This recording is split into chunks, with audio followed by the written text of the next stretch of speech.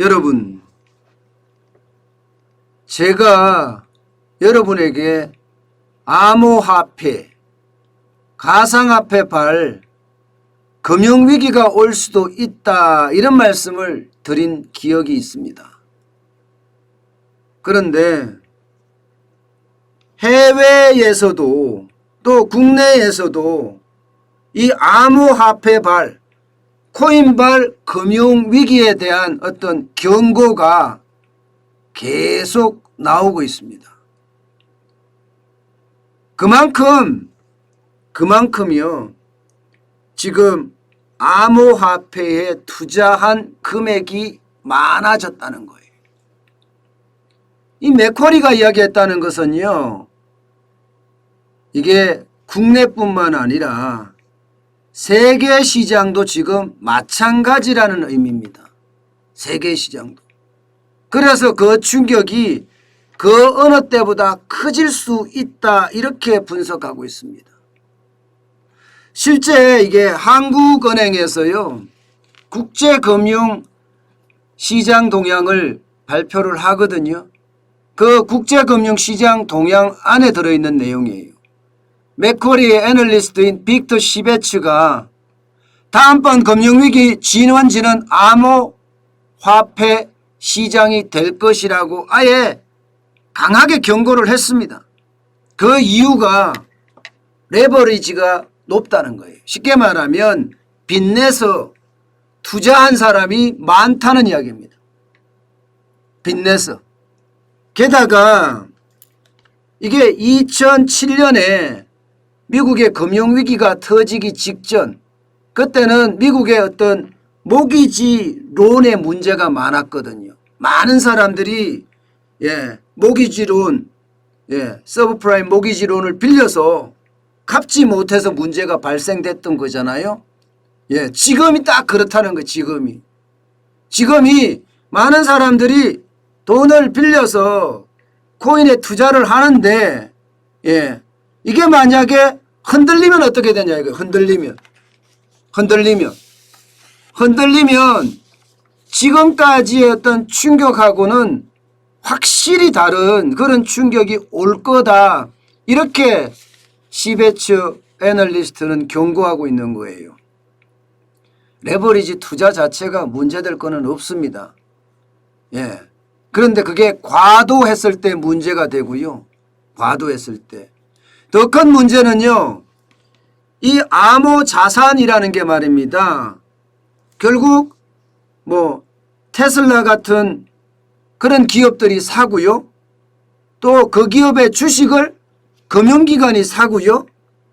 또 금융기관의 채권은 다른 나라 국가들이 가지고 있어요. 쉽게 말하면 이 글로벌 시장이 암호화폐 중심으로 이렇게 그 가치 사설을 풀어보면 다 묶여 있다 이런 결론이 생기는 겁니다.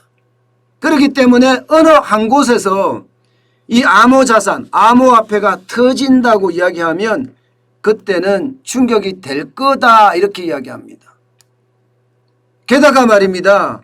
지금 암호화폐 시장에는요.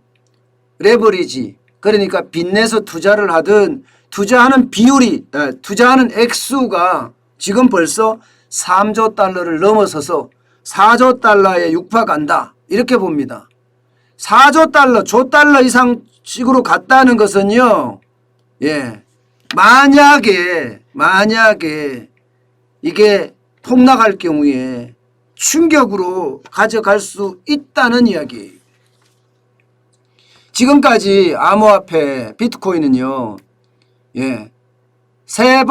이번까지 하면 3번의 어떤 충격이 있었습니다.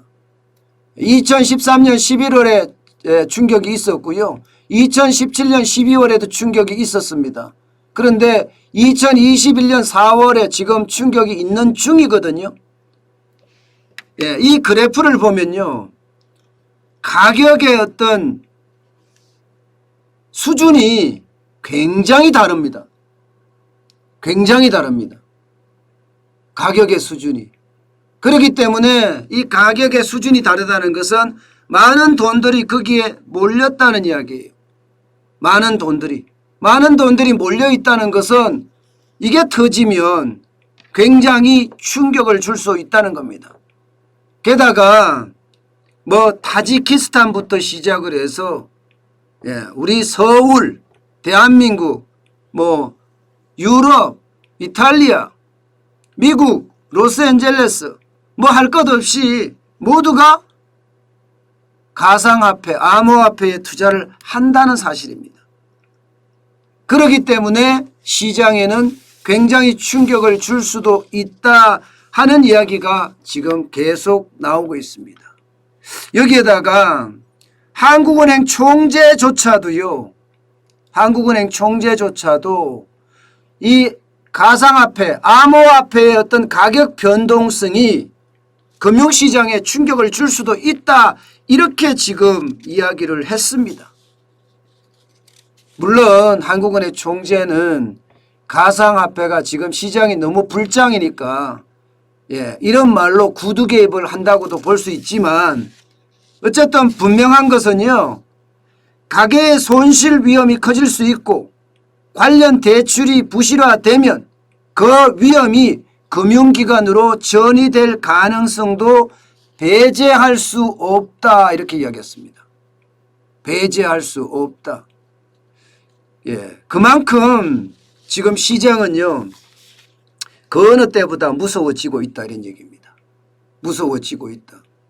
이게 가상화폐, 암호화폐 시장이 연착륙이 돼야 되는데 지금 모양새 봐서는 경착륙 모양새란 말입니다. 9월 24일까지 지금 거래소가 몇 개인지도 파악이 잘 안 되지만 어쨌든 뭐 230개가 된다고 이야기할 정도로 많은데 이게 실명 계좌 인정을 못 받으면 다 문을 닫아야 됩니다. 그때 올 수 있는 충격 저는 굉장히 커질 수도 있다고 봐요. 게다가 9월에는요. 대출 만기 연장까지 껴 있습니다.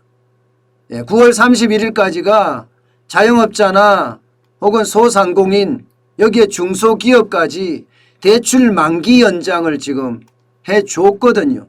9월이 만기입니다. 쉽게 말하면 상환 유예 프로그램이 종료되는 시점이에요. 저는 이런 것들이 한꺼번에 9월에 몰려있다는 사실 자체가 금융위기를 촉발시킬 수도 있다 이런 생각을 점점 강하게 하게 됩니다. 물론 정부는 자꾸 제가 위기다 이렇게 말을 하면 혹시 제 영상을 본다면 뭐 위기에 대응하는 방법도 마련하겠지요. 그렇지만 지금 현재대로 그대로 9월까지 간다면요. 저는 9월의 금융위기 충분히 닥칠 수 있다 이렇게 생각합니다. 그만큼 가계부채도 1725조나 되고요. 자영업자 부채도 지금 작년 말 기준으로 803조나 됩니다.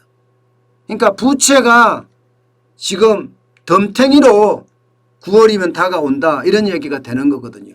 안 그래도 부채가 많은 데다가 이제 상환 유예 프로그램까지 종료가 되고 또 코인 시장에 들어갔던 돈들이 디폴트, 채무 불이행이 터지고 이랬을 경우 심각한 위기 상황으로도 저는 맞을 수 있다 이렇게 봅니다. 여러분 늘 저는 위기에 대응하는 것 그 어느 때보다 신경을 써야 된다 이렇게 봅니다. 단순하게 대응하다가는요.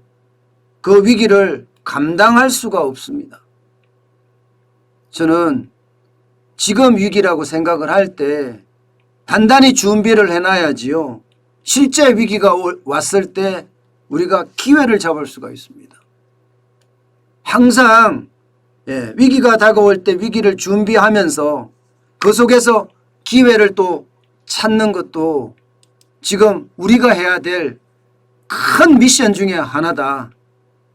그렇게 말씀을 드리겠습니다.